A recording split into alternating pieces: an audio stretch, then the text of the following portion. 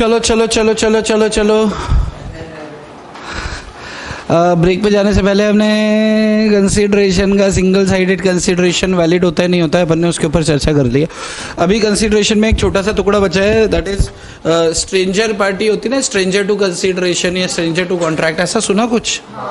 Third party, चलो मत सुनो, डायरेक्ट केस देखते हैं। मान लो एक पार्टी है ए, एक पार्टी है बी, ए फॉर बनाना और बी फॉर बताना। ए फॉर आपका, अरे ए एक पार्टी है, ए और बी के बीच में कॉन्ट्रैक्ट हुआ, कुछ लेन देन की बात हुई इनकी, कोई कॉन्ट्रैक्ट हुआ है। अगर ए ने कंडीशन फुलफिल नहीं की, सुनो ना, अगर ए ने कंडीशन फुलफिल नहीं की तो क्या सी सूट फाइल कर सकता है? नहीं, जो पार्टीज टू कॉन्ट्रैक्ट होती है वही सूट फाइल कर सकती है। यस लेकिन कुछ केसेस में स्ट्रेंजर टू कॉन्ट्रैक्ट, मतलब जो कॉन्ट्रैक्ट की पार्टी नहीं है वो भी सूट फाइल कर सकता है अगर वो कंसीडरेशन में इंटरेस्टेड हो तो। फिर से सुनो, जैसे मान लो मेरे और डीएस के बीच में कॉन्ट्रैक्ट हुआ है, ठीक है, तो अगर मैंने कॉन्ट्रैक्ट ब्रीच किया तो डीएस सूट फाइल कर सकती है। अगर मैंने कॉन्ट्रैक्ट ब्रीच किया तो मैडम जी सूट फाइल नहीं कर सकती, लेकिन अगर मैडम जी का इंटरेस्ट कंसीडरेशन में है तो मैडम जी भी सूट फाइल कर सकती है।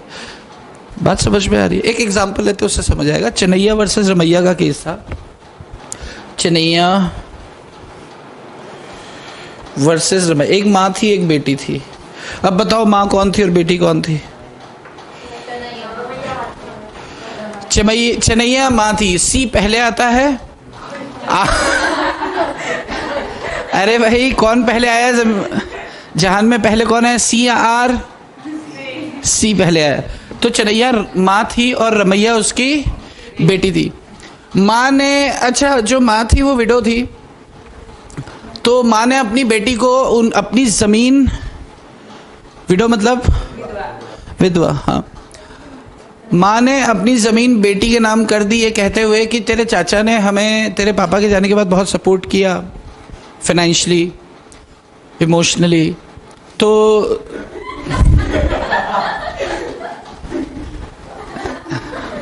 तुमको क्या करना है कि ये ज़मीन मैं तुम्हारे नाम कर रही हूँ, तुम इस ज़मीन को किराए पे कैसे भी तुम इससे आमदनी कमाओ, 5,000 रुपये महीना, 5,000 रुपये महीना। अब तुम्हारा चाचा बूढ़ा हो गया है, उसके बच्चे उसका ध्यान नहीं देते हैं, तो अब वो बेचारा किसी काम का नहीं है, तो कैसे हरामखोर लोग हो, तो मतलब कुछ काम धाम नहीं कर सकता, तो खाट पे है। किस पर है? खाट। जो चाचा कहाँ पड़ा है?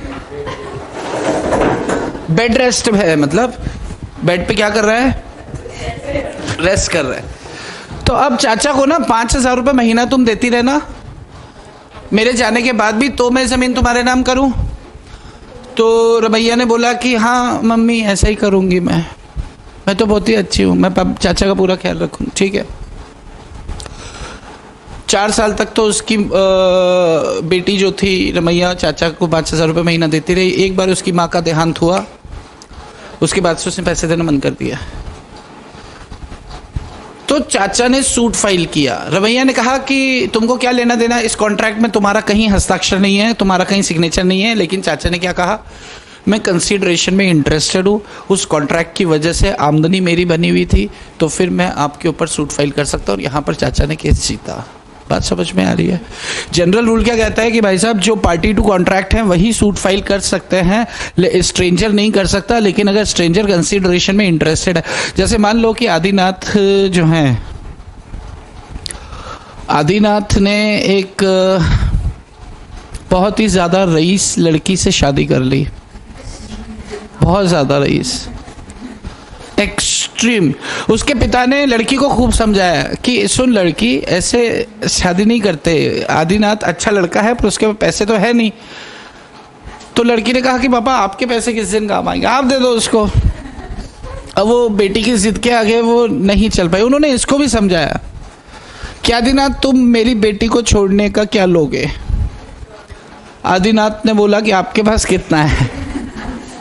उन्होंने कहा मेरे पास 1000 करोड़ है। आदिनाथ ने बोला 20,000 करोड़ लूंगा, दोगे? उन्होंने बोला नहीं, शादी कर लो। शादी हो गई है। शादी के वक्त उसके पिता ने इनको समझाया कि देखो मेरी बेटी बहुत खर्चीली है, आप महीने का अगर 8,000 खर्च करते हो तो वो 3-3.5 लाख रुपए महीने का खर्चा करती है।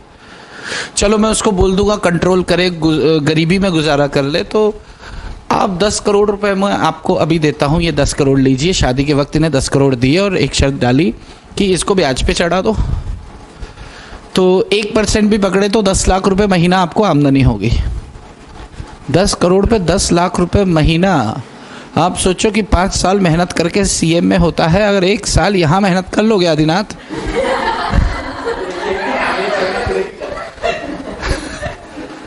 तो 2-2 ग्रुप के चक्कर में नहीं पड़ना है। एक ग्रुप तैयार करो और दूसरे ग्रुप के लिए मेहनत करो। पहले तो आप लिस्ट निकालो। पहले आप क्या करो, पुणे के अंदर लिस्ट देखो कि पूना वाला, ये वाला, वो वाला, तमाम तरह के जो भारी पार्टीज है। फिर उसमें लिस्ट निकालो कि उनकी बच्चियां कितनी हैं। फिर उसमें लिस्ट निकालो कि आपकी एज फैक्टर की कौन सी है। फिर ये देखो कि पूना में ही कितने लोग रह रहे हैं, और उसके बाद फिर सेल्फ ग्रूमिंग के लिए क्लासेस करो। एक बार अगर सही कांटा लग गया तब मछली नहीं मछला लगेगा, मजा ही आ। सोचो 10 लाख रुपए महीना, और ये एकदम प्रैक्टिकल है यार। 10 करोड़ रुपए अगर सामने वाली पार्टी से अगर अपन निकाल लेते, 1% 10 लाख रुपए महीना होता है। अब ये मान लो कि आप सीएम में बनेंगे आज से 3 साल बाद भी, 3 साल तो लगेंगे, 2 साल 3 साल लगेंगे। उसके बाद आपको पैकेज क्या लगेगा? मिनिमम साइड, मैक्सिमम साइड पे अपन ने एक बार किसी ने, आप ही ने डाला था शायद, 10-12 लाख का पैकेज। फोटो पेपर की कटिंग किसने डाला था? 20 नहीं, 13-14 16 लाख था। 16 लाख। एक तो हम रैंक होल्डर, डबल ग्रुप, ये वो सब अपन आराम से भी पास होंगे एक एक ग्रुप करके भी, तो भी नहीं करते करते 6-8 लाख तो जाएगा। 8 लाख के पैकेज का मतलब होता है 50,000 रुपये महीना, जिसमें से 30 खर्च होता है, 20 बचता है। तो 2.5 लाख रुपए साल का बचाओगे, या 10 लाख रुपए महीने का आएगा। 10 लाख 4 साल में होंगे या 1 महीने में हो जाएंगे? 4 साल की जिंदगी झंड करके 10 लाख आएंगे, और या 1 शॉट मिलेगा। तो अभी 1 साल मेहनत कर लो आदिनाथ, क्योंकि 10 करोड़ की कोई औकात नहीं है आजकल। किसी भी सेट के बाद 10 करोड़ तो निकल ही जाते हैं।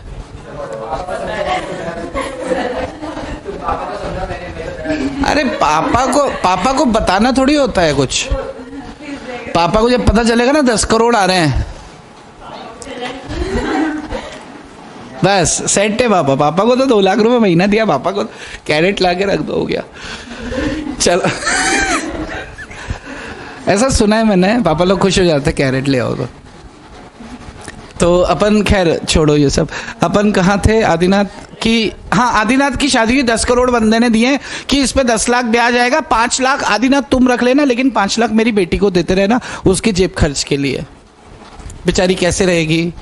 तो इन्होंने बोला हाँ कोई दिक्कत नहीं है ससुर जी, अपने तो मजे आ गए, 5 लाख रुपए जो आया वही सही। ठीक है भैया। अब 5-6 साल तक ये देते रहे। 7वें साल ससुर जी निकल लिए, तो इन्होंने पैसे देने से इनकार कर दिए। उनकी बेटी इन पे चढ़ गई, मेरे 5 लाख दे। ये कहता है कि तेरे साथ कॉन्ट्रैक्ट ही नहीं हुआ, किस बात के पैसे? क्या उनकी बेटी इन पे सूट फाइल कर सकती है पैसे वसूल करने के लिए? यस। बात समझ में आ रही है? ये चेन्नैया वर्सेस रमैया क्या कह रहा है? चेन्नैया वर्सेस रमैया क्या कह रहा है कि अरे देते रहो ना 5 लाख यार। देखो ज्यादा लालच जो होता है जान पे आफत होती है। 5 लाख में भी आप, बहुत अच्छा होता है 5 लाख। चलो अच्छा, अब नेक्स्ट एक छोटा सा कॉन्सेप्ट है, ये कंसीडरेशन ऐसे मान के चलते खत्म हो गया। एक और एग्जांपल के साथ साथ इसको खत्म करते थे। एक सेठ जी थे, सेठ जी के पास बहुत सारी दौलत थी, लेकिन वो अपने बच्चों को कुछ नहीं देना चाहते थे, क्योंकि उनके बच्चे बहुत बदमाश थे, बहुत हरामखोर थे। तो उन्होंने एक ट्रस्ट को बोला कि मेरी सारी एसेट्स में ट्रस्ट को ट्रांसफर कर रहा हूँ। 1000 करोड़ की संपत्तियां थी, इस शर्त पे कर रहा हूँ कि 1 लाख रुपए महीना मेरे घर पे आप मेरे बच्चों को देते रहना, उनका घर चलता रहे, बस उतना पैसा दूंगा, बाकी मैं उनको पैसा बिल्कुल नहीं देना चाहता। ट्रस्ट ने बोला ओके। बाबूजी जब तक जिंदा रहे ट्रस्ट पैसा देता रहा। बाबूजी के मरने के बाद ट्रस्ट ने पैसा देना बंद कर दिया। तो क्या उनके बच्चे सूट फाइल कर सकते हैं? यस, बात समझ में आ रही है? चनैया वर्सेस रमैया, ये चाचा जी वाला केस है। चलो भाई,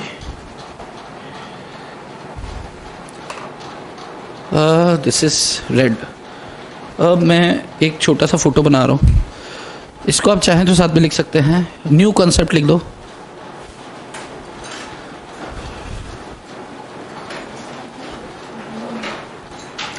फर्स्ट पॉइंट लिखे इसमें, communication of offer complete.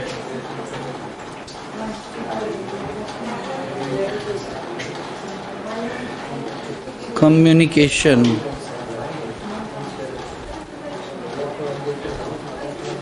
Of acceptance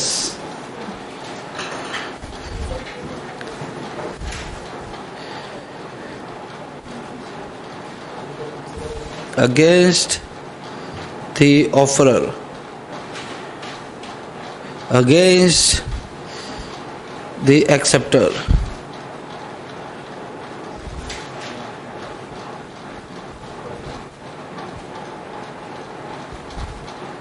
कब कंप्लीट हुआ माना जाता है?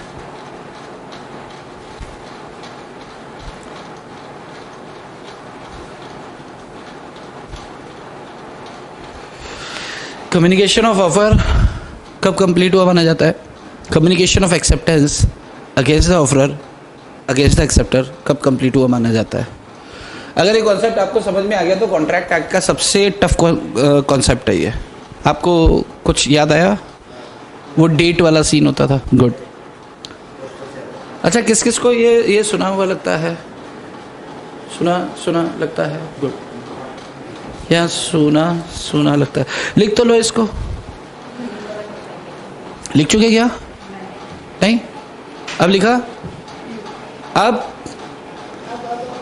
आप एक मिनट हो। चलो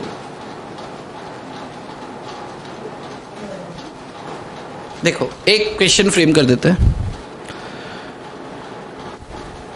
पहले सुन लो।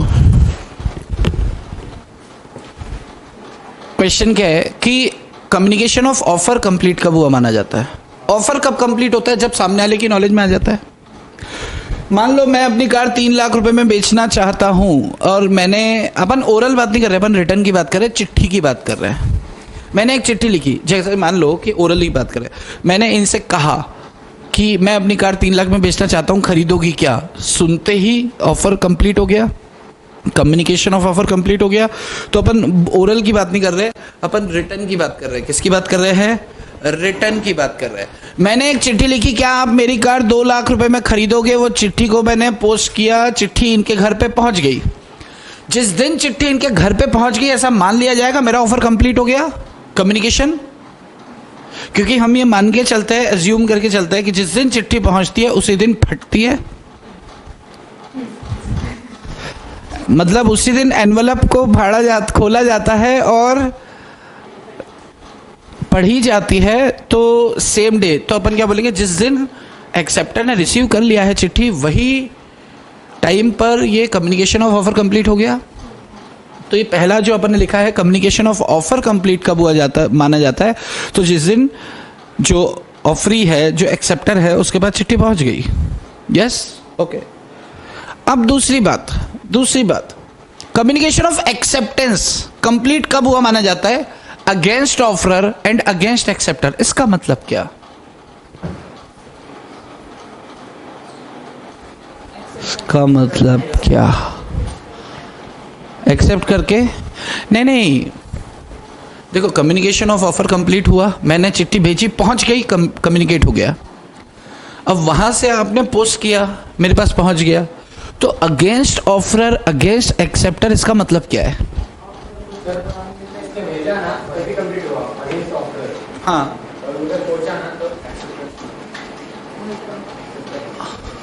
अरे क्या ठीक बोलते वो पीछे से?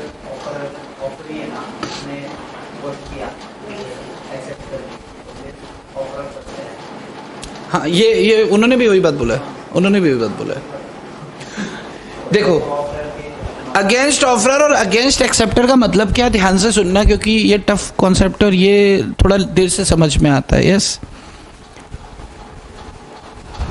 अगेंस्ट ऑफरर का मतलब है अब ऑफरर कुछ नहीं कर सकता। अगेंस्ट ऑफरर का मतलब क्या है, अब ऑफरर कुछ नहीं कर सकता। अच्छा, वो कर क्या सकता था, अपना ऑफर वापस ले सकता था।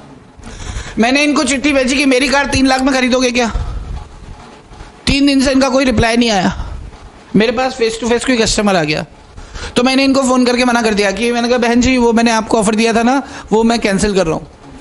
अगर इन्होंने एक्सेप्ट नहीं किया तो मेरे पास right to revoke my offer है, विड्रॉ कर सकता हूं मैं। यस, लेकिन अगर इन्होंने एक्सेप्टेंस का लेटर लिखा और पोस्ट कर दिया, जिस दिन चिट्ठी इनके हाथ से निकल गई, अब मैं अपने ऑफर को रिवोक नहीं कर सकता, वापस नहीं ले सकता। मैंने फोन किया कि मैडम जी वो मैं अपना ऑफर वापस लेता हूं। इन्होंने बोला अब नहीं हो सकता, मैंने चिट्ठी पोस्ट कर दी है। अगर इन्होंने चिट्ठी पोस्ट कर दी है तो communication of acceptance against offeror हो गया। मतलब अब मैं कुछ नहीं कर सकता। कुछ नहीं कर सकता मतलब जो राइट ऑफ रिवोकेशन था वो समाप्त हो जाएगा जैसे ही ये चिट्ठी पोस्ट कर देंगी। लेकिन चिट्ठी अभी रास्ते में है, मुझ तक नहीं पहुंची, 3 दिन में पहुंचेगी। इनको ऐसा लगता है कि अरे यार मैंने एक्सेप्टेंस दे तो दी है लेकिन मुझे वापस लेनी है एक्सेप्टेंस, क्योंकि कोई और इनको एक अच्छा ऑफर मिल गया कहीं। तो इन्होंने मुझे फ़ोन पे मना कर दिया कि वो भैया वो चिट्ठी मैंने भेज दी है पर अभी पहुंची नहीं आपके पास, तो मैं अपनी एक्सेप्टेंस को रिवोक करती हूँ, वापस लेती हूँ। तो एक्सेप्टेंस मुझ तक पहुंचने से पहले अगर ये रिवोकेशन डाल देती हैं तो रिवोक हुआ मान लिया जाएगा। लेकिन एक बार इनकी चिट्ठी मुझ तक पहुंच गई तो अब ये कुछ नहीं कर सकती। कुछ नहीं कर सकती मतलब right to revoke their acceptance वो खत्म हो जाएगा। तो अब ये communication of acceptance against acceptor कहलाएगा। मतलब ये ऐसा कॉन्ट्रैक्ट बनेगा जिसमें पार्टीज एक साथ नहीं फंसेंगी। पहले मैं फंसूंगा ऑफरर, मतलब मैं लायबल हो गया कॉन्ट्रैक्ट के लिए, लेकिन अभी ये फ्री है, इनके पास अभी पावर है, ये वापस से विड्रॉ कर सकती है। ये कब कॉन्ट्रैक्ट के लिए लायबल हो जाएंगी, जब इनकी साइड से भी चिट्ठी पहुंच जाएगी मुझे, उसके बाद से फिर ये वापस नहीं कर सकती है। बात समझ में आ रही है? अगेंस्ट ऑफरर अगेंस्ट एक्सेप्टर समझ आया? ओके, डीएस डी पूछ गया। चलो तो अगला क्वेश्चन मिस डी से होगा। तुम्हारा नया नाम है, देखो जरा ध्यान से देख, कैसे देख रहे हैं, ध्यान से देखना है। देखो चलो 6 फरवरी को क्या हुआ, ऑफर लेटर ड्राफ्ट किया, लिखा। 6 फरवरी को क्या किया, ऑफर लेटर लिखा। 8 फरवरी को एनवलप थोड़ा दबा हुआ बड़ा था तो ऐसा मुड़ मुड़ के निकला, एनवलप में डाला।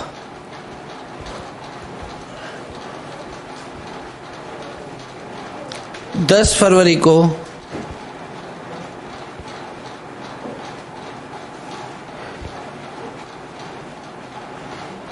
चिपकाया। 8 फरवरी को 6 फरवरी को क्या किया, चिट्ठी लिखा। 8 फरवरी को एनवलप में डाला। 10 फरवरी को आया, एनवलप को चिपकाया। वो चिपक चुका है क्योंकि मुझे जुकाम था। 12 फरवरी को पोस्ट किया,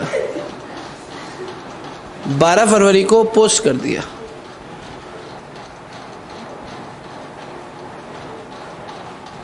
15 फरवरी को रिसीव्ड बाय बी। मान लो ए ने बी को लिखा है चिट्ठी, ए ने बी को लेटर, तो बी ने 15 फरवरी को चिट्ठी को रिसीव किया। ये बी है, 13 नहीं है। 17 फरवरी को उसने एक्सेप्टेंस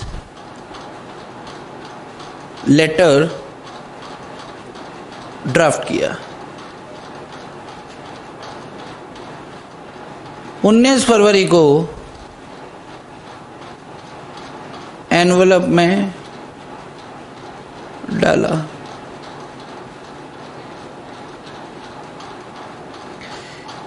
20 फरवरी को चिपकाया,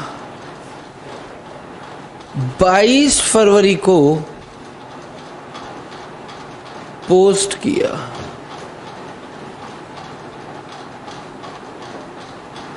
और 27 फरवरी को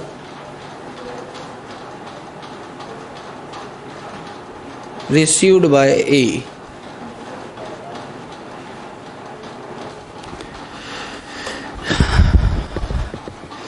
ये चाइना का लैंग्वेज है सब। ये 6 को ये हुआ, 8 को एनवेलप में डाला, 10 को चिपकाया, 12 को पोस्ट किया, 15 फरवरी को बी को मिला, 15 फरवरी को बी को मिला, 17 फरवरी को उसने एक्सेप्टेंस लेटर ड्राफ्ट किया, 19 को एनवेलप में डाला, 20 तारीख को चिपकाया, 22 फरवरी को पोस्ट किया, 27 फरवरी को ए ने रिसीव किया।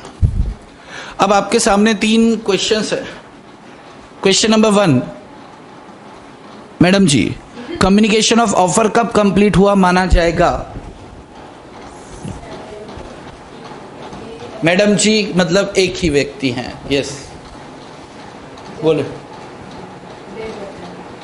तो और क्या बताना, टाइम बताएगी कि 3:30 बजे? अरे भाई बताएं, कम्युनिकेशन ऑफ ऑफर कब कंप्लीट हुआ माना जाएगा? तू मैडम जी भी है, तू ऋतुजा भी है, तू आदिनाथ भी है। मैडम जी को कितनी देर से मैडम जी बोला ना मैंने? बताओ तेरे को। हाँ बोलो। क्या क्या कम्युनिकेशन ऑफ ऑफर कब कंप्लीट हुआ माना जाएगा? Communication of offer 15 Feb. मारी जी 15 फरवरी को कब कंप्लीट हुआ माना जाएगा? 15 फरवरी को अपन ने चिट्ठी डाली है, जिस दिन उसको पहुंच गई कम्युनिकेशन ऑफ ऑफर हो गया। अरे हाँ या हाँ?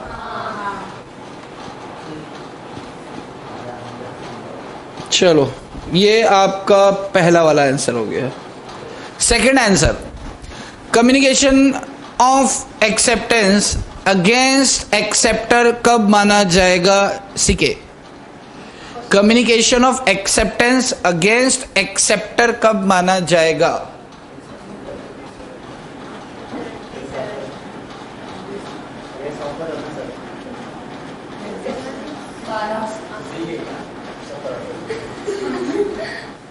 यस ये इनका कहना है 27 27। डेट बताओ। भेजा बुझा क्या? भेजा शोर करता है, भेजे की सुनेगा तो मरेगा कल्लू। हाँ 22। हाँ 17 27 22 27 मालूम नहीं है? मालूम है 22 22 से 27 से। ए भैया बोलना ये होंडिया। यस बोले। हाँ का है पंड का है पंड। 17 जो है ये गलत जवाब है। 22 जो है वो भी गलत जवाब है। 22 भी गलत जवाब है। तो फिर 27 ही सही जवाब हो सकता है, ऐसा कुछ लोगों का मानना है।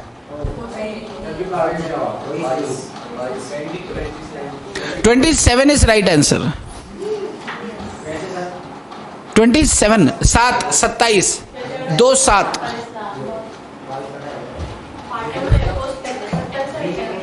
बाईस को पोस्ट किए लाए और 27 को उसको मिले लाए। Communication of acceptance against acceptor तीसरा क्वेश्चन है। तीसरा क्वेश्चन आहे। थर्ड क्वेश्चन है। आपने क्या पूछा था? हाँ तो यही पूछा ना मैंने, यही पूछा, तीसरा क्वेश्चन ही पूछा मैंने। कम्युनिकेशन ऑफ, देखो मैं ना कहता था कि समझ में बात आती है लेकिन जब करते हैं तो अपन फैल जाते हैं। कम्युनिकेशन ऑफ ऑफर कब कंप्लीट हुआ माना जाता है? ध्यान से सुनना। कम्युनिकेशन ऑफ ऑफर जब चिट्ठी आपके पास पहुंच जाएगी, मैंने ऑफर किया आपके पास पहुंच गई, तो पहला जवाब आपका सही था कि पहुंच गई, यहां तक तो दिक्कत नहीं थी। अब communication of acceptance against offeror, मैं कब फंसूंगा? जब आप पोस्ट करेंगे। आप कब फंसेंगे? जब चिट्ठी पहुंच जाएगी मेरे पास। तो क्वेश्चन क्या था? Communication of acceptance against acceptor. तो 27 को पहुंच रही है मेरे पास, तो अब आप कुछ नहीं कर सकते। मैं कब फंसूंगा कॉन्ट्रैक्ट में? 22 को, जब आपने पोस्ट कर दिया। बात समझ में आ रही है क्या? यस क्या क्वेश्चन पूछो फिर। आपको मैं मौका दे रहा हूं। आपने जो वो लिखा है ना, ये जो लिखा है, आप इसके सामने ये डेट्स, पहले ये क्वेश्चन बाद में लिख देना, इसके सामने आप ये डेट्स डाल दो। पहले वाले में डाल दो 15 फरवरी, दूसरे वाले में डाल दो 22 फरवरी, और तीसरे वाले में डाल दो 27 फरवरी, और उसके बाद ये एग्जाम्पल नीचे वाला लिख दो। यस, उसके बाद ये एग्जाम्पल लिख लो।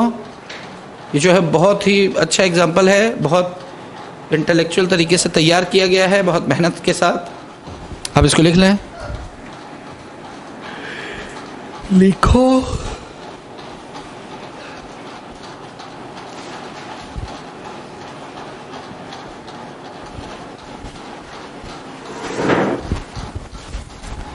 लिखते जाओ।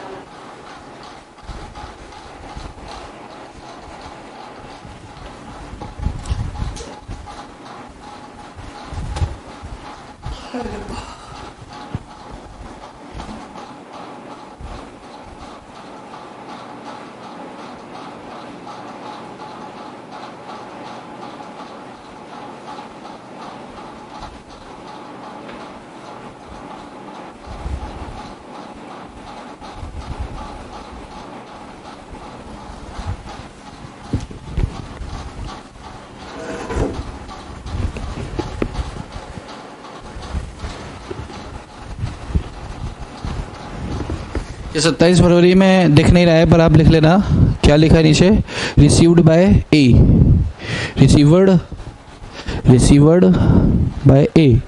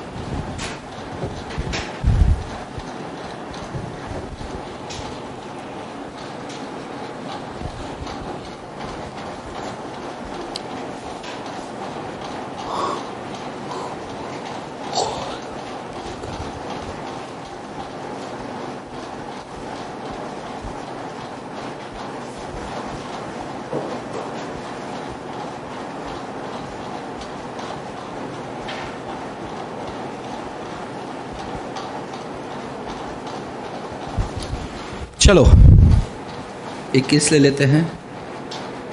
एमजे हुआ?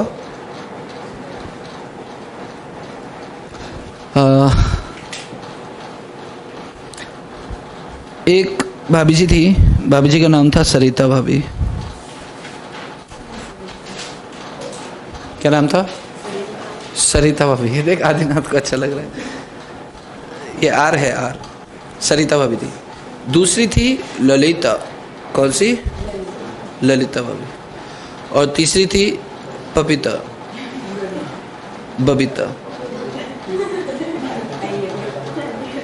तीन भाभी हैं। हाउ मेनी भाभी जीज आर देयर? देयर आर 3 भाभी जीज। वेरी गुड, गुड गुड जवाब, गुड। यू नो, कितना ध्यान से सुन रहे हैं आप। सरिता भाभी के पास एक वो था, नेकलेस,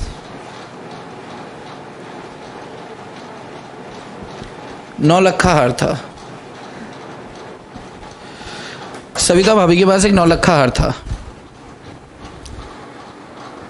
ललिता ने कहा कि ये मुझे दे दो। सरिता ने बोला नहीं, दो ना, नहीं दो ना, बहुत अच्छा लगता है। तो इनका कहना है कि नहीं, मेरे पति ने मुझे शादी पर एक गिफ्ट देते हैं, तो उन्होंने मुझे ये गिफ्ट दिया था नौलखा हार, ये मैं तुम्हें नहीं दे सकती। ठीक है। ललिता की नज़र हमेशा इस पे रहती थी, क्योंकि अब कोई चीज़ अपने को जमती है तो अपन उसको देखते रहते हैं ना। ऐसा होता है ना, कभी भी मिलते हैं, किसी के पास कोई बाइक है या कोई चीज़ होती है तो अपनी नज़र रहती है कि अगर ये बेचेगा तो अपन ले लेंगे, ऐसा होता है। तो एक दिन सरिता बहुत बुरी फंसी हुई थी, मतलब इनको पैसों की बहुत ज़रूरत थी। मान लो जिस पति ने इसको नौलखा हार दिया था वो हॉस्पिटलाइज्ड है, तो पैसों की ज़रूरत महसूस हुई, तो इसने इसको चिट्ठी लिख के भेजा कि ललिता लोगी, 7 लाख रुपए में मैं देने को तैयार हूँ। कितने में देने को तैयार हूँ? 5 दिन में जवाब दे दो। अपना पति शैया पे पड़ा है। इन्होंने चिट्ठी लिखी कि ललिता ऐसी ऐसी बात है। फिर ललिता ने चिट्ठी लिख के, ओ बड़ा अफसोस हुआ, तुम्हारे पति बीमार है, पर ठीक है मैं खरीदने को तैयार हूँ। ललिता ने क्या किया कि दूसरे दिन ही चिट्ठी लिख के भेज दी। चिट्ठी लिख के इन्होंने पोस्ट कर दी है, डाल दिया, चिट्ठी गई। अब सरिता तक पहुंचती, लेकिन क्या हुआ कि जो डाकिया था, डाकिया समझते हैं, एक अंशु वो आता है ना एक, हाँ, तो उसको डाकिया बोलते हैं। तो डाकिया की माँ मर गई, तो डाकिया के बाद जैसे झोला था वो झोला लेके गांव चला गया। 1 हफ्ते बाद वापस आए, फिर उसने चिट्ठियां डिलीवर करी। चिट्ठी सरिता के पास बाद में पहुंची, ये तो पहले ही किसी और को, यानी कि इसने बबीता को बेच दिया। उसको तो पैसे चाहिए थे भाई, तो उसको पास कोई जवाब नहीं आया, तो उसको लगा यार कोई जवाब नहीं आया तो नहीं होगा, तो उसने बबीता को बेच दिया। ललिता ने थोड़ा बहुत इग्नोर भी किया, पर उसको मज़ा नहीं आ रहा था। अच्छा, कहीं फिर एक फंक्शन था 15 दिन में ही, तो वहाँ पे बबीता मिली। ये तो आई नहीं क्योंकि इसका पति तो बीमार था। बबीता के गले में लटका हुआ देखा नेकलेस, तो उसने कहा कि ये तुम्हारे पास कैसे आया? तो सरिता बहन का है। तो नहीं, उसने मुझे 7 लाख में बेचा है। क्या बात कर रही हो? गुस्सा हो गया इसको। इसने इस पे सूट फाइल कर दिया कॉम्पनसेशन के लिए कि इन्होंने कॉन्ट्रैक्ट ब्रीच किया है। इन्होंने इनके ऊपर कॉम्पनसेशन के लिए सूट फाइल कर दिया कि मुझे कॉम्पनसेशन चाहिए। सरिता कह रही है कि देखो बहन, मेरे पास तुम्हारी कोई चिट्ठी नहीं पहुंची और मुझे अर्जेंट ज़रूरत थी तो मैंने बेच दिया, मैंने कुछ गलत नहीं किया। तो सवाल यह है कि क्या यहाँ पर सरिता को कॉम्पनसेशन देना पड़ेगा या नहीं? आप किसके साथ है? सरिता के साथ है कि ललिता? क्वेश्चन क्लियर है, सिचुएशन क्लियर है सारी? यस आदिनाथ, आप किसके साथ हैं? ललिता के साथ है कि सरिता के साथ है? सरिता के साथ है। गुड,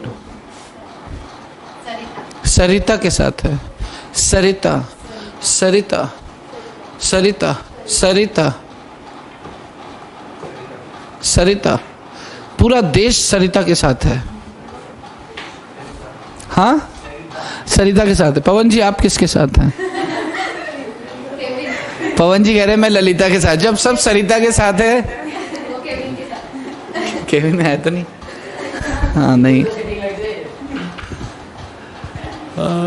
खुशियाँ है संडे को, नहीं तो कोई बात नहीं।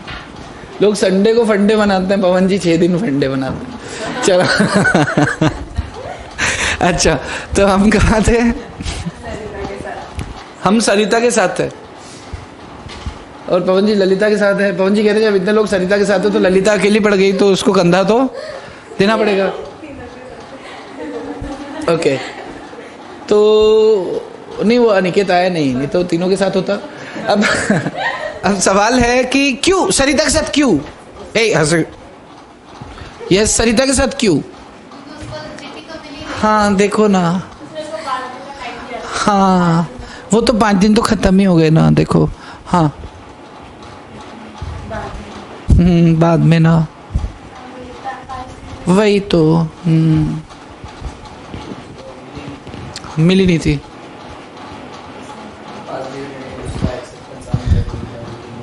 आया नहीं, गुड, यस, 5 दिन में।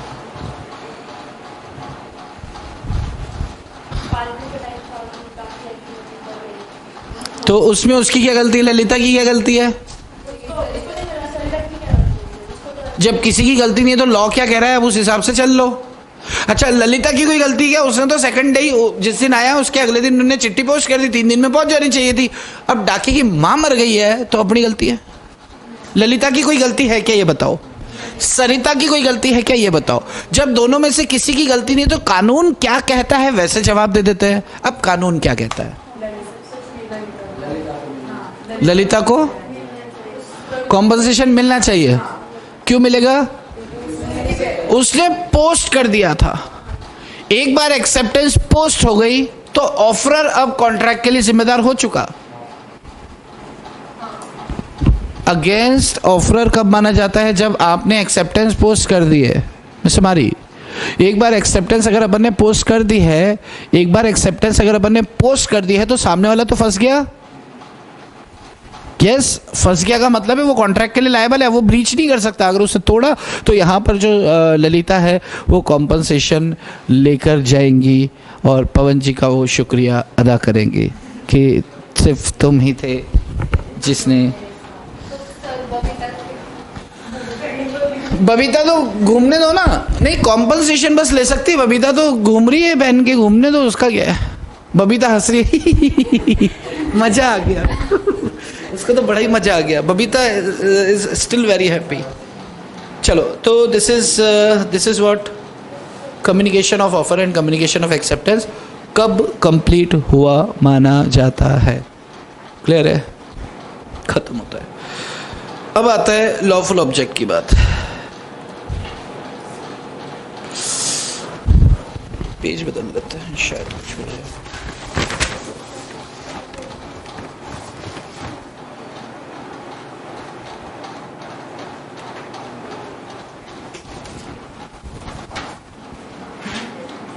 और ये तो बिना पेज के भी चल रहा है।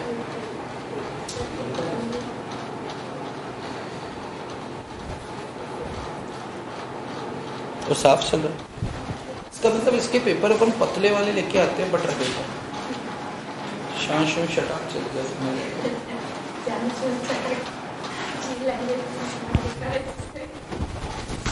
सही में एकदम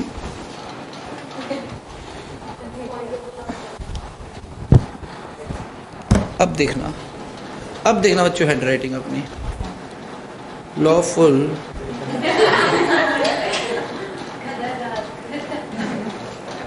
अरे ये अटक अटक के चल रहा है। आप लिख के देखोगे ना तो आप मेरा दर्द समझोगे।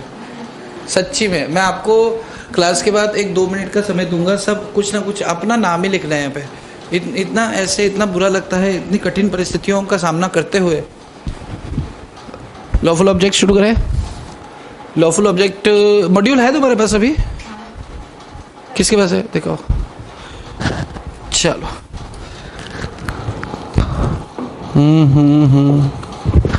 कॉन्ट्रैक्ट कौन सा पहले ही चैप्टर दिया है? अरे वाह, तुमको इतना नहीं, कहाँ गया डिलीवरी बेली? अरे यार तुमको तो इतना कुछ है ही नहीं। क्या है? अपन तो बहुत ज़्यादा उसमें चल रहे हैं। हाँ, कल से मॉड्यूल फॉलो करेंगे अपन।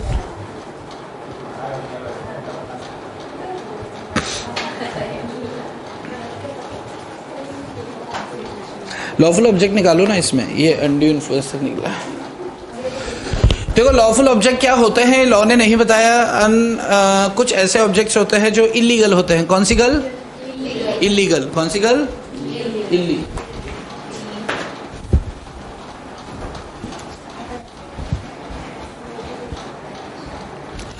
अरे रे रे, इससे तो वो कर रखा है, डायरेक्ट एग्जाम्पल दिए हुए हैं। तो ठीक है फिर, ये तो आप ही देख लेना। आप तो पॉइंट्स सुन लो कुछ 4-5, कोई अगर एक जवाब लिखना हो लिखो। Any agreement any agreement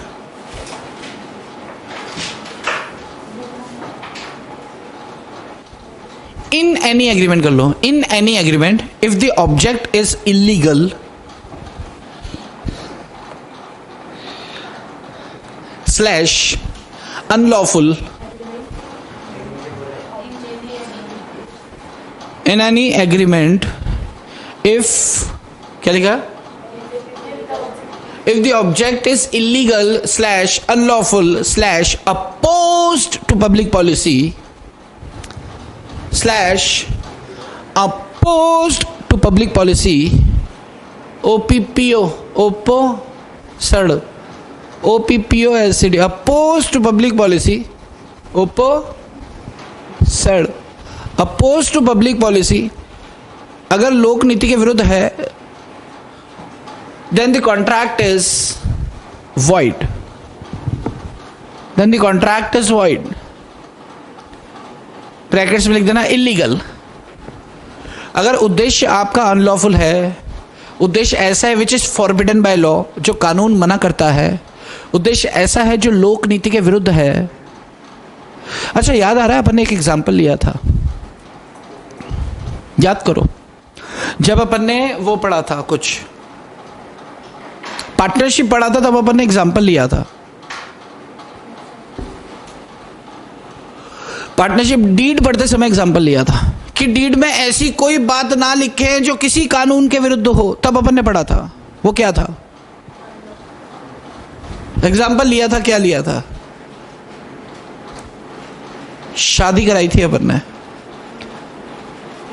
Nikhil की, कुछ याद आ रहा है, सस्ती सुंदर टिकाऊ लड़की दिखाओ, मैरिज ब्यूरो पे गए थे, याद आ रहा है। तब अपन ने बात किया था कि marriage brokerage contract oppose to public policy होते हैं, वैलिड नहीं होते, ऐसा हम कॉन्ट्रैक्ट एक्ट में पढ़ेंगे और तब वहाँ रेफरेंस देकर आगे निकल जाएंगे, ऐसा कहा था। तो इसमें अनलॉफुल ऑब्जेक्ट में फर्स्ट पॉइंट लिखो, फर्स्ट हेडिंग लिखो, agreements opposed to public policy, agreements opposed to public policy, agreements opposed to public policy,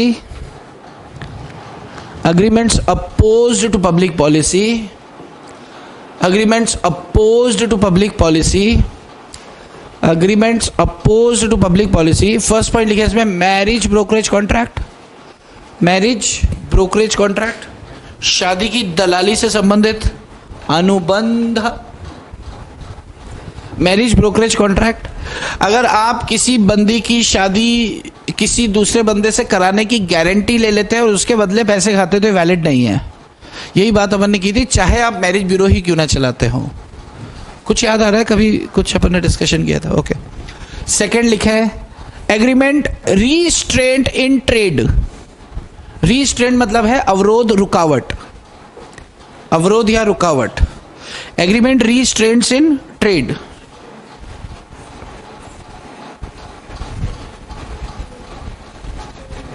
restraints RESTRAINTS restraints in trade।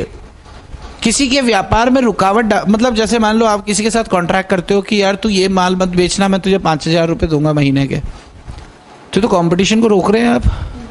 Competition तो रोक ही नहीं सकते। एंटी कॉम्पिटिटिव एग्रीमेंट कहलाएगा ये। एंटी कॉम्पिटिटिव मतलब आप मेरे से कंपटीशन नहीं करेंगे, तो इस तरह का कोई अनुबंध में कोई प्रावधान डाला है तो वैलिड नहीं माना जाएगा। तो ये सेकंड बात हो गई। एग्रीमेंट रीस्ट्रेंट इन मैरिज, किसी की शादीशुदा जिंदगी में दखल देने वाला कॉन्ट्रैक्ट वैलिड नहीं होता। जैसे मान लो कि एक आदिनाथ क्या है, किराना व्यापारी है, ठीक है, ये मिसमारी क्या है, इंस्पेक्टर साहब हैं। अब आदिनाथ के पास एक बेगम आती थी, सलमा बेगम। सलमा बेगम इनसे सामान लेने आती थी। कौन आती थी? सलमा। तो सलमा पे आदिनाथ का दिल आ गया। इन्होंने सलमा से कहा, सलमा सलमा तुम्हारा पति तुम्हारे लायक नहीं है। सलमा ने कहा पता है, वो तुम्हारी अच्छे से केयर भी नहीं करता, सलमान ने बोला वो भी मुझे पता है। इन्होंने कहा कि वो तुम्हें इतना खुश नहीं रखता। तो सलमान ने बोला ये भी मुझे पता है, मैं तुम्हें उससे ज़्यादा खुश रख सकता हूँ। सलमान ने बोला ये भी मुझे पता है, पर कुछ नहीं कर सकते। कहते क्यों नहीं कर सकते? अपन भाग चलते हैं। सलमान ने बोला कि तुम तेज भागते हो, हम अगर भाग चले तो तुम तो भाग गए। उसके कहने का मतलब था कि अपन दोनों भाग जाएंगे, कल को तुम मुझे भी छोड़ के भाग गए तो मैं क्या करूंगी बीच में? मेरा तो ना मिला खुदा ना मिला सनम, मैं तो दोनों तरफ से फंस गई। तो सलमान ने बोला मुझे सिक्योरिटी चाहिए, मैं तुम्हारे साथ चलने को राजी हूँ। इन्होंने बोला क्या बात कर दी, बोलो। मुझे 20 लाख रुपए दे दो, मैं भागने को तैयार हूँ। इससे वो सलमा को बोला सलमा बस इतनी बड़ी रकम पर लाऊंगा। इन्होंने अपने दुकान का सारा सामान ये वो सब कुछ बेचा, एक डेट डिसाइड की, पैसे दिए, फिर एक डेट डिसाइड की भागने के लिए। तो इन्होंने ये उसके घर पे पहुंचे और बोलते चलो भागते हैं। जैसे ही इन्होंने डोरबेल बजाया, दरवाज़ा खोला तो बाहर निकले सलीम भाई। सलीम भाई ने बोला कौन सी है? इन्होंने बोला कि आपकी बीवी की हमारी बात हुई है, एग्रीमेंट हुआ है, हम भागने वाले हैं, तो बहन उसको बुला दो। अगले दिन इनको होश आया।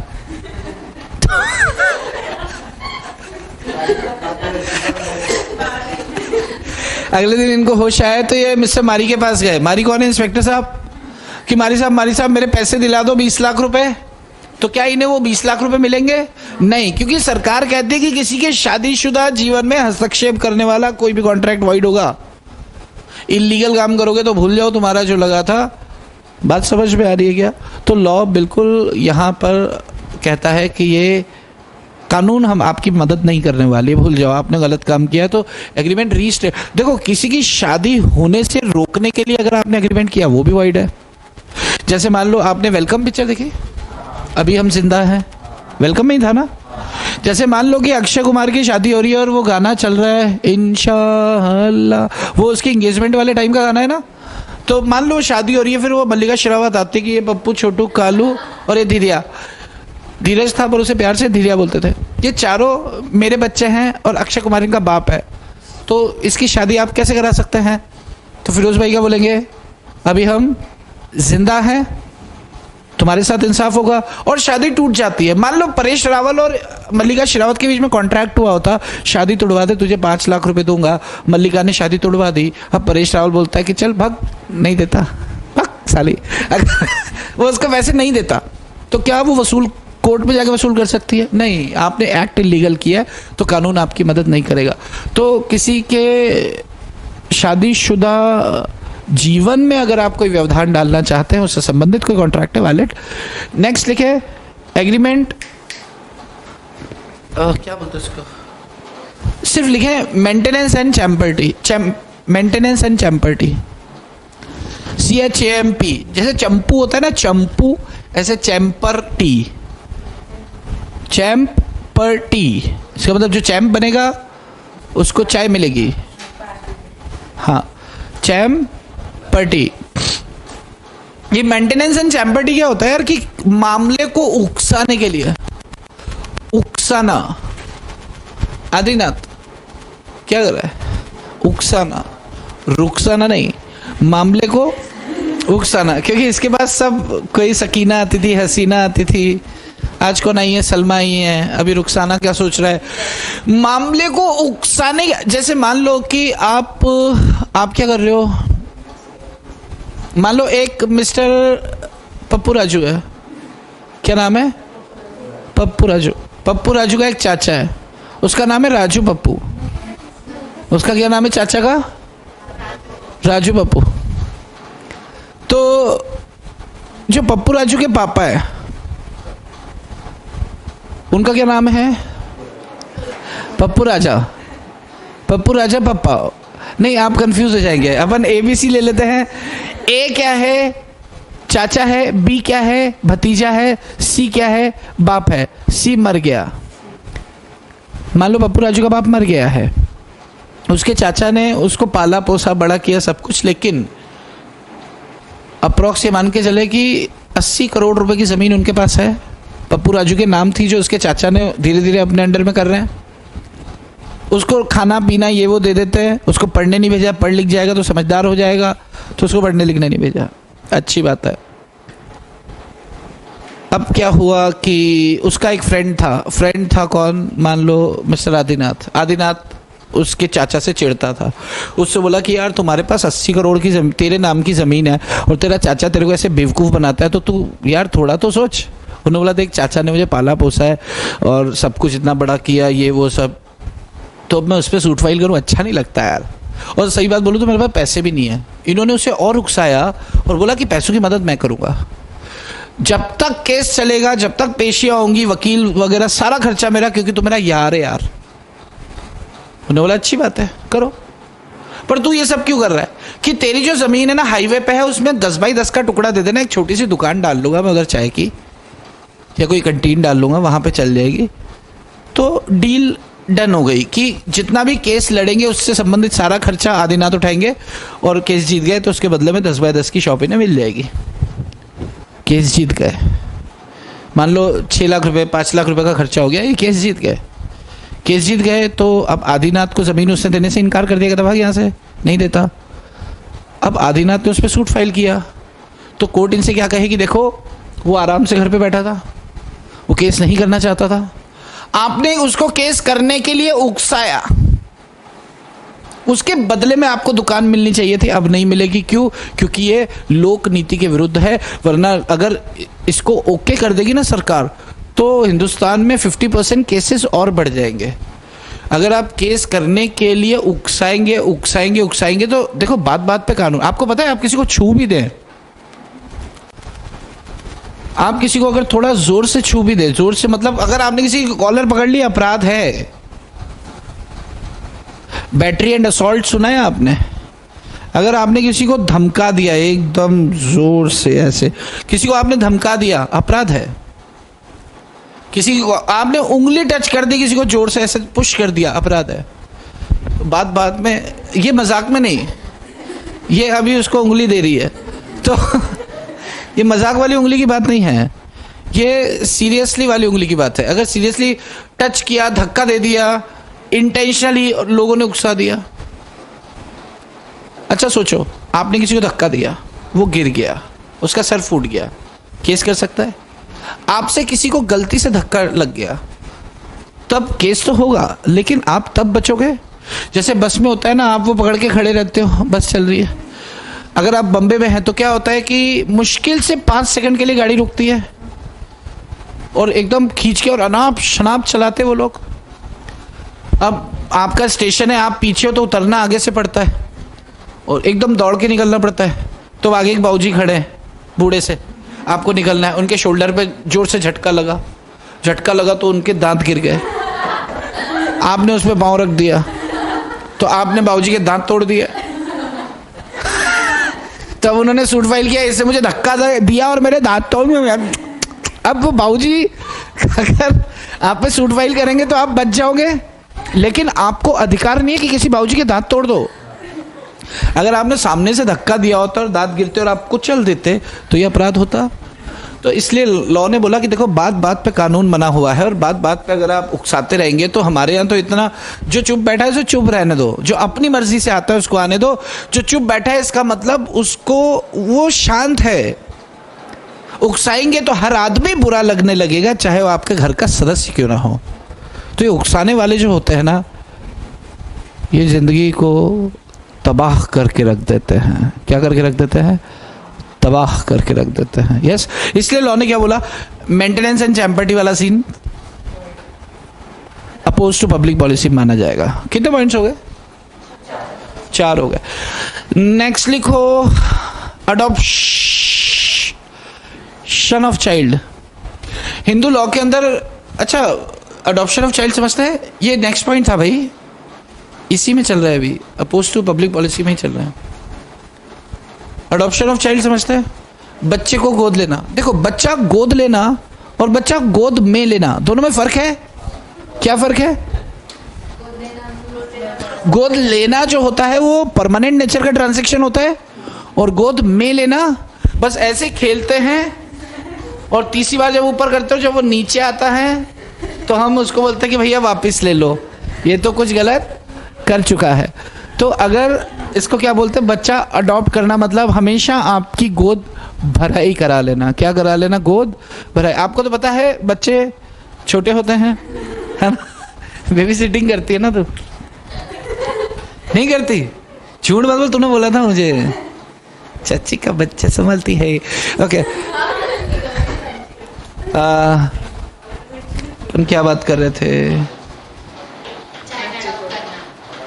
हाँ, अडॉप्शन। सुनो, अब जो अडॉप्शन होता है ना, हिंदू सभ्यता के अंदर क्या बोला जाता है कि जो बच्चा अडॉप्ट करना है, इवन अब कानून बन गया, हिंदू सभ्यता सेक्रेटरी हो गई, कानून क्या बना है, अगर आप बच्चा अडॉप्ट करें तो आप उसके लिए पैसे नहीं दे सकते, फोकट में करो, मतलब उसके माँ बाप आपसे पैसे चार्ज नहीं कर सकते। दूसरी बात, उसके माँ बाप को आप मिलने से नहीं रोक सकते बच्चे को। अगर आपने ऐसा कोई एग्रीमेंट कर लिया कि हम तेरा बच्चा ले रहे हैं तो 25 लाख रुपए ले, पर शक्ल मत दिखाना अपनी, तो फिर उस सूरत में क्या होगा कि ये कॉन्ट्रैक्ट जो होगा वाइट बना जाएगा। बात समझ में आ रही है? अगर सोचो ना, अगर पैसे आज भी अलाउ करते, पहले ऐसा था कि ठीक है आपकी इच्छा, आप अपना बच्चा दे रहे हो ना तो पैसे ले लो। फिर क्या था, नर्स लोग ना बच्चा बेचना शुरू कर दिए थे। इधर बोलते थे आपका बच्चा जो है वो पेट में खत्म हो गया, तो हमने उसको, स्क्रैप निकला था, हमने उसको खत्म कर दिया। या कोई भी खराब बॉडी दिखा देते और ठीक ठाक बच्चा होता है उसको, फिर उनको अच्छे दाम मिल जाते थे। तो ये चीज़ को ख़त्म करने के लिए, पाबंदी लगाने के लिए कानून लाइट में लेकर आए। तो अगर आपने किसी तरह का कोई मोल भाव किया है बच्चे को अडॉप्ट करने को लेकर, तो फिर ये अपोज टू पब्लिक पॉलिसी माना जाएगा। Yes, okay. नेक्स्ट लिखो, stifling prosecution. Stifling prosecution, stifling, STIFFLING, stifling, stifling, STIFF, stifling prosecution. मामले को दबाने के लिए, अगर आपने कोई मामला दबा दिया, जैसे मान लो कि आपने किसी का मर्डर कर दिया। मान लो मैडम जी ने क्या किया, किसी का मर्डर, नहीं DS का नहीं, DS ने तो देखा, मैडम जी ने किसका मर्डर कर दिया, CK का इन्होंने मेरा मर्डर कर दिया, तो अब CK ने देख लिया, CK ने बोल दिया बताऊंगी, मजा आएगा, इतना मजा आएगा। तो जैसे चौका छक्का पड़ता है तो झाड़ू लेके नाचती है ना, वो जो वो होती है चीयर गर्ल्स, तो ऐसी ये भी खुश हो गई, बताऊंगी, अच्छा मजा आएगा। छोटा झाड़ू नहीं होता हाथ में उनके। तो अब इन्होंने बोला कि देखो DS, मैं मारना चाहूँ तो मैं तुम्हें भी मार सकती हूँ, पर तुम मेरी घर के सदस्य हो तो मैं तुम्हें नहीं मारूंगी। कि नहीं, ऐसे कुछ नहीं होता, मैं तो फिर भी बोलूँगी बड़ा मज़ा आएगा। तो इन्होंने बोला अच्छा क्या चाहती हो तुम? 5 लाख रुपए। अगर 5 लाख रुपए की डील हो गई, यस, 5 लाख रुपए दे भी दिए। जब ये कोर्ट में गई गवाही के लिए कि DS वही मौजूद थी, तुमने क्या देखा? तो DS कहने वाली थी मैंने कुछ नहीं देखा, लेकिन उससे पहले वकील गेम खेल गया। वकील ने बोला गीता लाओ। इन्होंने गीता पे हाथ रखा और कसम खाई कि मैं जो कहूँगी सच के सिवा कुछ ना कहूँगी। आत्मा काँप गई, रूह पवित्र हो गई, गीता पे हाथ रखा था। इन्होंने बोल दिया, इन्होंने मेरे सामने 6 बार ऐसे चाकू मार के जब तक आखिरी सांस नहीं थी मार डाला। अब मैडम जी क्या बोल रही है कोर्ट में कि देखो सर, आपको तो पता चल गया मैंने हत्या करी है, आपको मुझे जो सजा देनी है दे दो, पर मेरे 5 लाख वापस दिला दो। क्या वो 5 लाख के रिफंड के लिए सूट फाइल कर सकती है? नहीं। अगर आपने कोई क्रिमिनल एक्टिविटी की है तो आप वकील को खरीद रहे हो, आप जो न्यायिक प्रक्रिया होती है, जो जुडिशियल प्रोसीजर होती है, आप उसमें कोई किसी तरह का इंटरवेंशन डाल रहे हो, आप गवाह खरीदने की कोशिश कर रहे हो, डायरेक्टली और इनडायरेक्टली आप मामले को दबाने की कोशिश कर रहे हो, तो उसके संदर्भ में अगर आपने कोई कॉन्ट्रैक्ट किया तो वो 0 माना जाएगा। यस, नेक्स्ट लिखे, सेल ऑफ पब्लिक ऑफिसेस।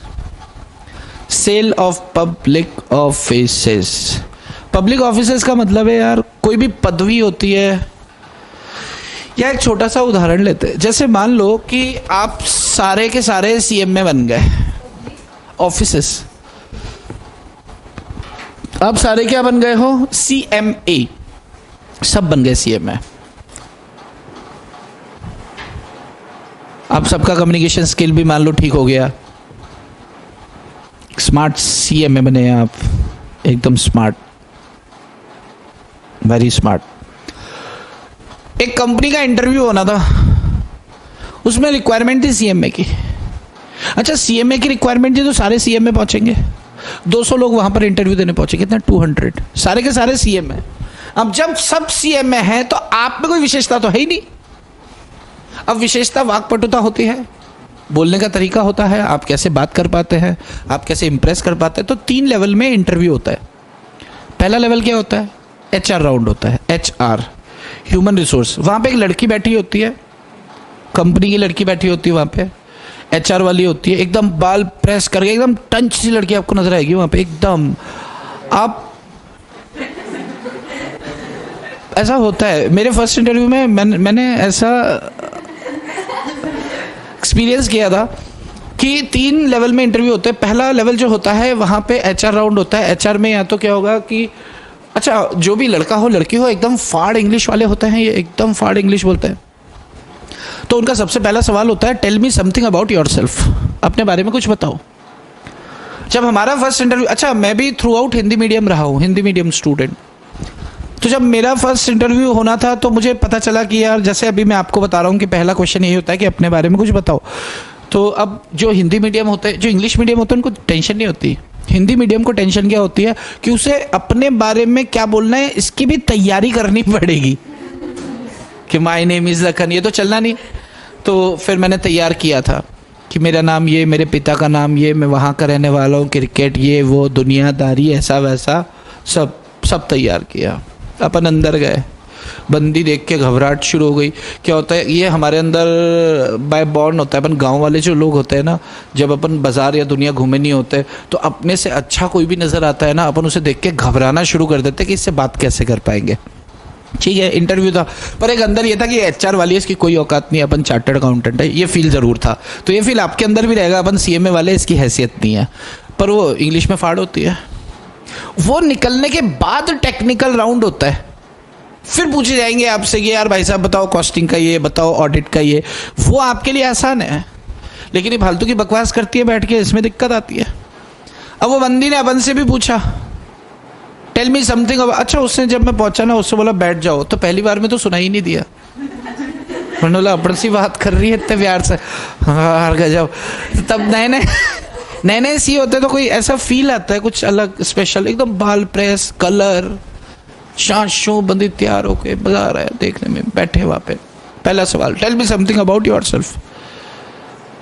तो अपने लिए तो भैया 16 नंबर का क्वेश्चन आ गया यार, याद किया हुआ। अपन जो शुरू हुए और हाँ ओके गुड ऐसे करिए जैसे सब, मतलब सब कुछ उसे याद रहने वाला है। पर वो शानी है, 50 लोगों का tell me something about yourself बोलने वाली है, वो तो बोल दिया। फिर इतनी हरामखोरी करती है लड़कियां। अगला सवाल उसका पता है क्या होता है? और बताओ। तो अपना तो खत्म हो गया और तैयार नहीं है, तो अब और क्या बता दो। तो फिर उसको मना, नहीं मैडम बस हो गया। फिर अगला सवाल हो, मैडम ने मेरे से पूछा कि सिबलिंग्स के बारे में, कोई सिबलिंग? तो मैंने बोला no I don't have sibling. क्या पता सिबलिंग क्या होता है? फिर उसको बोला भाई बहन है। मैंने बोला यस आई हैव 2 ब्रदर्स।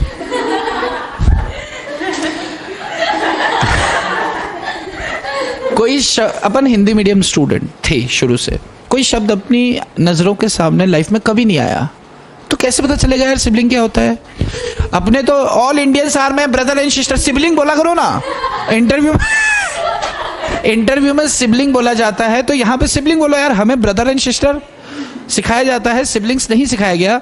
और हमारी नज़र के सामने क्यों आएगा? हम तो सारी किताबें हिंदी में पढ़ा करते थे, तो जब आया नहीं तो बोला नहीं।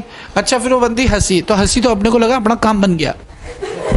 अपन बाहर आया, बाहर आके अपन मतलब 100-120 बंदे बैठे थे, 10 लोगों का सिलेक्शन होना था। जो जैसे मैं आपसे बात कर रहा हूँ, ऐसे कभी फैकल्टी ने हमें समझाया होगा।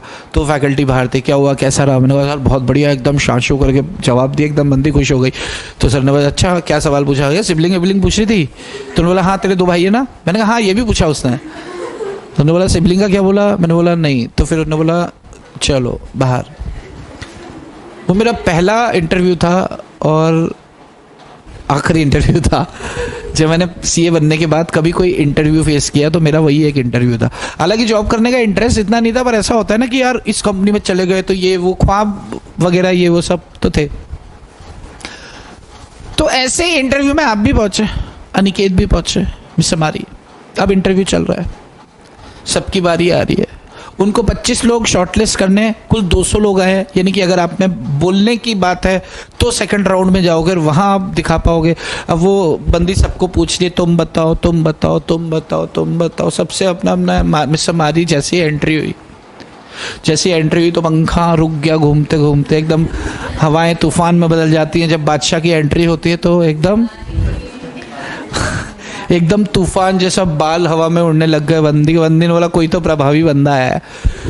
मारी जाके वहाँ पे बैठा, मैडम ने पूछा tell me something about yourself. मारी ने अपने गॉगल्स निकाले, मेज पे रखे,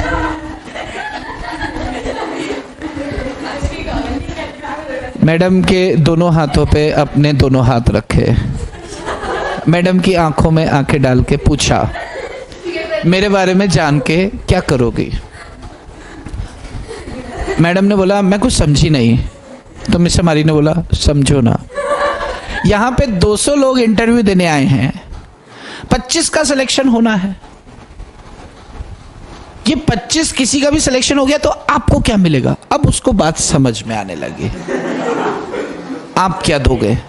मिस हमारी ने बोला पहली सैलरी कितने मिलने वाली है। उस लड़की ने बोला अराउंड 60,000, एक सैलरी आपके नाम, शॉर्टलिस्ट कर दो। इनको पता है कि टेक्निकल में तो बड़े आराम से मैं खींच लूंगा, और पर्सनल इंटरव्यू जो होता है, तीसरा राउंड पर्सनल इंटरव्यू होता है पीआई, उसके अंदर बस ये पूछा जाता है हैदराबाद में पोस्टिंग करेंगे तो काम कर लोगे, बम्बे में रह लोगे, दिल्ली में कर सकते हो, इतनी तनख्वाह देंगे कर लोगे, ये पूछा जाता है। पर्सनल इंटरव्यू टफ नहीं होता।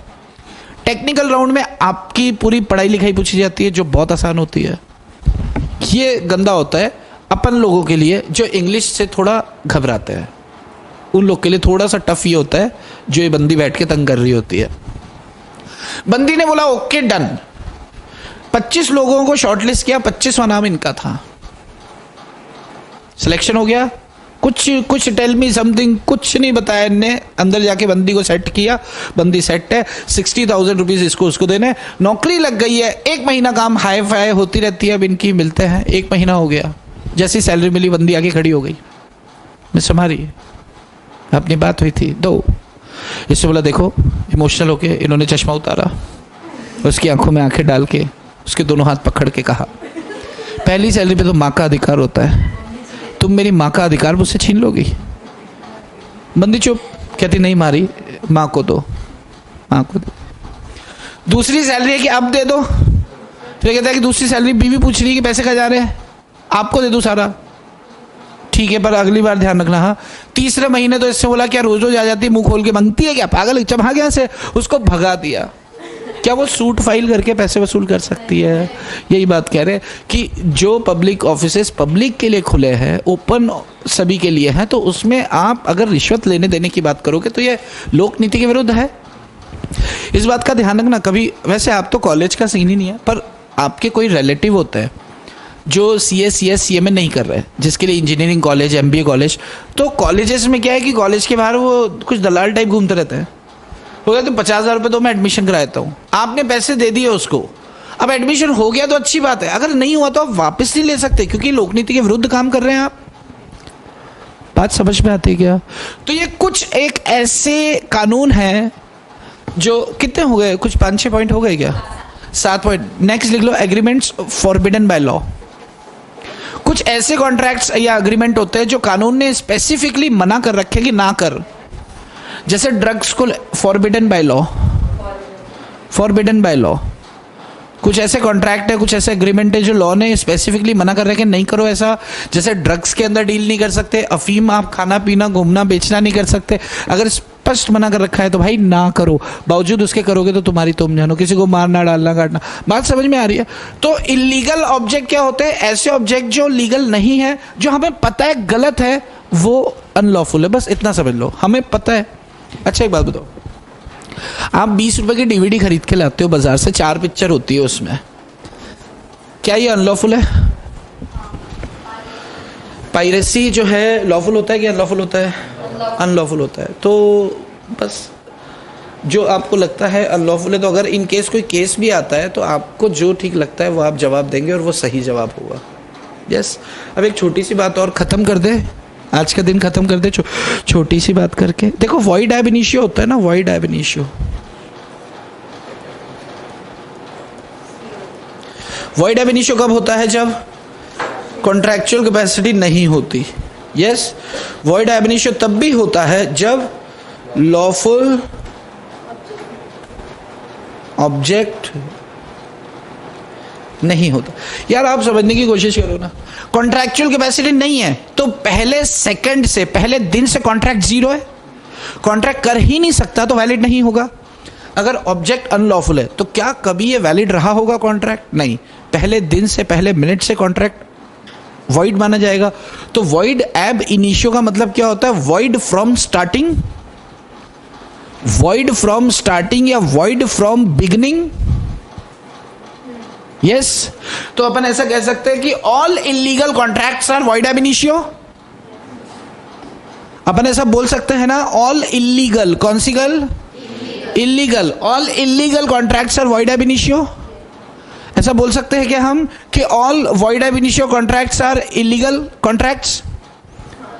ऐसा बोल सकते हैं all void ab initio agreements are illegal agreements. All void ab initio, सभी वॉइड एब इनिशियो इलीगल होते हैं, ऐसा नहीं बोल सकते। अगर एक बच्चा पंखा खरीदने के लिए आता है, उससे कर लिया कॉन्ट्रैक्ट, वॉइड एब इनिशियो है। पंखा खरीदना इलीगल ऑब्जेक्ट नहीं है, लेकिन वॉइड एब इनिशियो है क्योंकि सीसी नहीं था।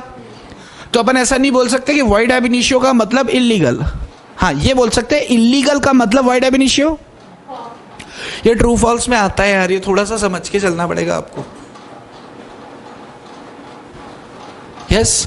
आपको चाहिए फोटो बनाना है बना लो, और लिखना है तो लिख लो आप, all illegal agreements are void ab initio but all void ab initio agreements are not illegal. Illegal. अरे रे रे रे, हाय रब्बा। All void ab initio agreement, all illegal agreements are void ab initio, but all void ab initio agreements are illegal but all, अरे रे रे रे, मैं उल्टा बोल गया। all illegal agreements are void ab initio but all void ab initio agreements are not illegal.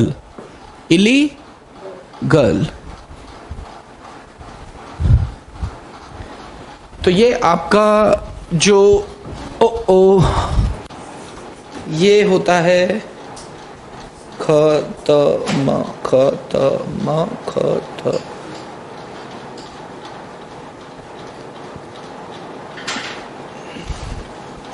जरा देखिए इसको, देखिए जरा। अपन ने कॉन्ट्रैक्ट स्टार्ट किया था, तो contract is an agreement which is enforceable by law. Agreement में अपन ने ऑफर को अच्छे से बात किया, ऑफर की 2-3 शर्तें भी देखी थी कि वो हनीमून करने जाते हैं, याद आ रहा है कुछ? All the terms and conditions, जो भी टर्म्स एंड कंडीशन है must disclose at the time of entering into contract. After contract कोई शर्त नजर आती तो वैलिड नहीं होगी। अच्छा, गुड। फिर उसके बाद हमने एनफोर्सिएबिलिटी पे आए। कानून आपकी मदद तब करेगा जब सामने वाले में कॉन्ट्रैक्चुअल कैपेसिटी हो, तो इसको डिटेल में अपन ने देखा। फ्री कंसेंट हो, इसको डिटेल में अपन ने देखा। कंसीडरेशन कल और आज में अपन ने खत्म किया। और चौथा लॉफुल ऑब्जेक्ट, जो ये टाइम पास अपन ने किया। तो अगर एक बेसिक कंप्लीशन करें तो अपना कॉन्ट्रैक्ट खत्म हो गया, बेसिक। लेकिन अब आगे बात करेंगे कॉन्ट्रैक्ट का परफॉर्मेंस, कॉन्ट्रैक्ट डिस्चार्ज कैसे होता है, और अगर कोई ब्रीच कर देता है तो उसकी क्या रेमेडीज होती है। तो फिर कॉन्ट्रैक्ट आपका पुराना वाला खत्म हो जाएगा, फिर उसके बाद नया वाला चालू होगा। नए वाले में बेलमेंट है, प्लेज है, एजेंसी है, गारंटी है, वो देखेंगे क्या है। और यस, तो आज के लिए इतना रखें। चलिए आज के लिए इतना ही। आपकी शाम खूबसूरत हो, बाकी चर्चा करेंगे हम कल। अगर आप एक हाफ एन आवर का ब्रेक लेकर बैठना चाहो तो बैठ सकते हो, मुझे कोई आपत्ति